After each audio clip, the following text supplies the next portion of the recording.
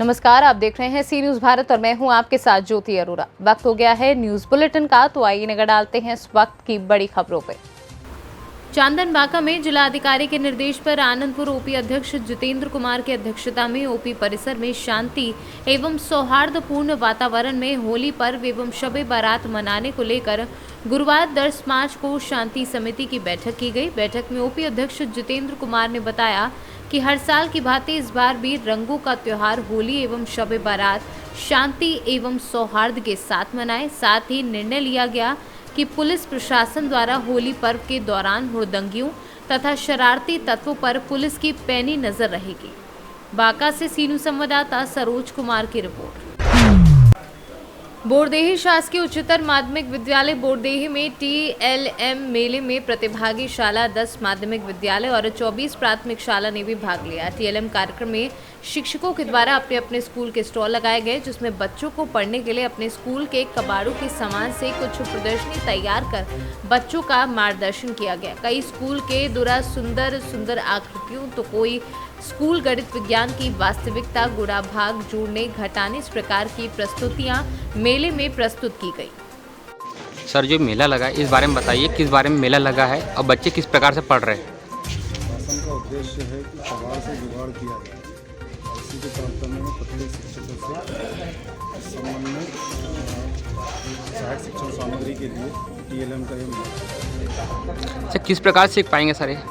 जो कठिन अवधारणाएं हैं जो बच्चे नहीं समझ पाते हैं किताबों से, उसे जो है सहायक शिक्षण सामग्री के माध्यम से उसको समझाते हैं।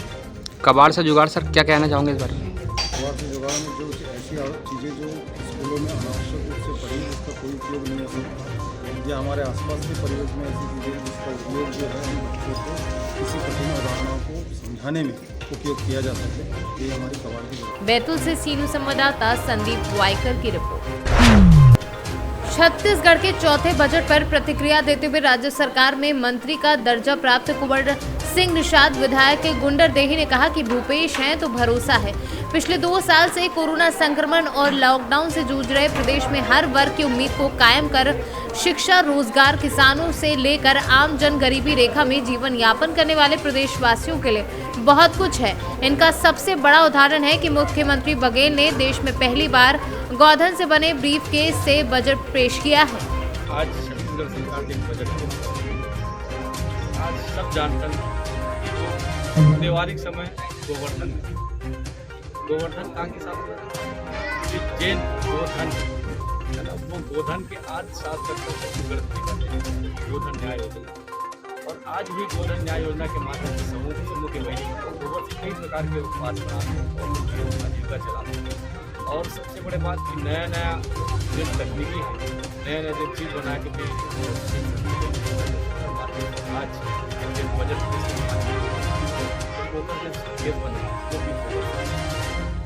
गोबर से बने के बाद आज छत्तीसगढ़ की कल्याणकारी योजना एक अंदर से निकले आज गोबर के अंदर से देखने के एहसास निकले कि छत्तीसगढ़ के माटी के खुशबू और छत्तीसगढ़िया मनोबल कैसन सरकार के जो योजना है वो आज दिखे। निश्चित ही कल्याणकारी योजना, चाहे किसान मनबर हो, चाहे गरीब मनबर हो, चाहे नौकरी पेशा मनबर हो या रोजी रोजगार, सबके हिसाब से बराबर संतुलन होकर आज बजट पेश कर। कांग्रेस की सरकार ने छत्तीसगढ़ की भोली वाली जनता को इस बार फिर से ठगा है, और इसमें बेरोजगारों के लिए कुछ नहीं है, माताओं बहनों के लिए कुछ नहीं है, खासकर किसान जो बहुत परेशान है और बदहाल हालत में अपना जीवन जी रहे हैं उनके लिए भी कुछ नहीं है। युवाओं के हाथ में तो सिर्फ गोबर बेचने का काम दे दिया है। ऐसे ही छत्तीसगढ़ के जितनी भी योजना है, छत्तीसगढ़ में जितनी भी योजनाएं चल रही है सब केंद्र सरकार की पैसे से चल रही है, और केंद्र सरकार की योजनाओं का नाम बदलकर योजनाओं को संचालित कर रही है। मुझे लगता था कि कांग्रेस की सरकार शराबबंदी करेगी, परंतु उन्होंने शराबबंदी भी नहीं किया। ये बजट जो है एकदम फेल बजट है। जनता मायूस है, जो जनता इनको प्रचंड बहुमत से जिताई थी। छत्तीसगढ़ से सी न्यूज संवाददाता खिलावन चंद्राकर की रिपोर्ट। गृह मंत्री द्वारा प्रारंभ किए गए यातायात जन जागरूकता सप्ताह के तहत कोतवाली police TI Ravindra Sharma little flower school पहुंचे, जहां स्कूल के बच्चों से जनसंवाद करते हुए बच्चों को आकस्मिक सेवाएं तत्काल पुलिस की मदद लेने के लिए डायल 100। उन्होंने कहा कि 100 नंबर लगाने से क्राइम करने वाले आरोपियों को पकड़ा जा सकता है। आपको सिर्फ 100 नंबर लगाना है। इतना ही नहीं, घायल को प्राथमिक उपचार दिलाने के लिए इमरजेंसी नंबर 108 लगाएं, जिससे 108 में पदस्थ स्टाफ के द्वारा फर्स्ट एड एवं प्राथमिक उपचार पेशेंट को मिल सके। दतिया से सीनू संवाददाता नितिन दांतरे की रिपोर्ट। गुरुवार को आदिवासी समाज के लोगों द्वारा जमीन लूट के खिलाफ प्रखंड कार्यालय के समीप 1 दिवसीय धरना प्रदर्शन का आयोजन किया। मिली जानकारी के अनुसार आदिवासियों के जमीन लूट के विरोध में आदिवासी समाज के द्वारा 1 दिवसीय धरना प्रदर्शन करते हुए रैली के रूप में हाथों में तख्तियां लिए हुए सरना भवन से सड़क मार्ग होते हुए प्रखंड कार्यालय के समीप पहुंचकर 1 दिवसीय धरना प्रदर्शन करते हुए एक सभा का आयोजन किया। सभा को संबोधित करते हुए वक्ताओं ने कहा कि आदिवासियों का पिछले दिनों लूटा हुआ जमीन वापस किया जाए। झारखंड से सीनू संवाददाता मोहम्मद अरबाज की रिपोर्ट। पलामू जिले के तरसी प्रखंड के उदयपुरा वन पंचायत अंतर्गत तेलडीहा गांव में तीसरा अधिवेशन में श्रीमद् भागवत महापुराण कथा का विराट आयोजन आज से ही प्रारंभ कर दिया गया है, जो कि 7 दिवसीय कथा का आयोजन किया जाएगा, जिसे लेकर आज कलश यात्रा के साथ शुरू हो गई, जिसके मुख्य अतिथि के रूप में पाकी विधानसभा के पूर्व विधायक देवेंद्र सिंह उर्फ बिट्टू सिंह ने विधिवत कलश यात्रा के साथ इस यज्ञ का उद्घाटन किया। साथ ही साथ कलश यात्रा में शामिल होकर श्रीमद् भागवत सप्ताह कथा में सौभाग्य प्राप्त किया। झारखंड से सीनू संवाददाता सतेंद्र कुमार विश्वकर्मा की रिपोर्ट।